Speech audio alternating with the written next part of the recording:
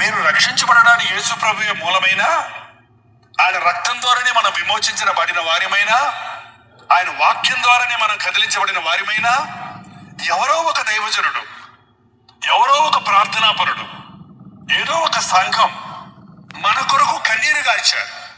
పౌలన్నాడు, మీకు బోధకులు చాలా మంది ఉంటారు, కానీ తండ్రులు అనేకులు ఉండరు. నేను క్రీస్తు యేసు యొక్క సువార్త ద్వారా నిన్ను విమను కంటిని.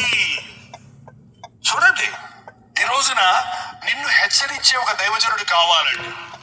పూటకు సంఘానికి వెళ్ళకండి, ఎక్కడున్నారో అక్కడ ఉండండి. ఎన్ని మీటింగుల కన్నా వెళ్ళి వాక్యం వినంటే అవసరమైతే, కానీ సంఘం మార్చకండి. ఏంటండి, నిన్ను అజమాయిషీ చేసే ఒక సేవకుడిని కావాలి.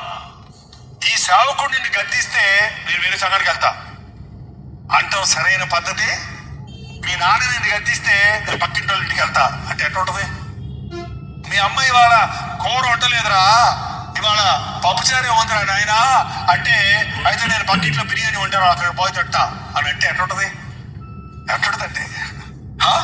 ఈ రోజున క్రైస్తవులకి ఒక స్టెబిలిటీ లేదు. కారణం ఏంటంటే, ఒక గద్ది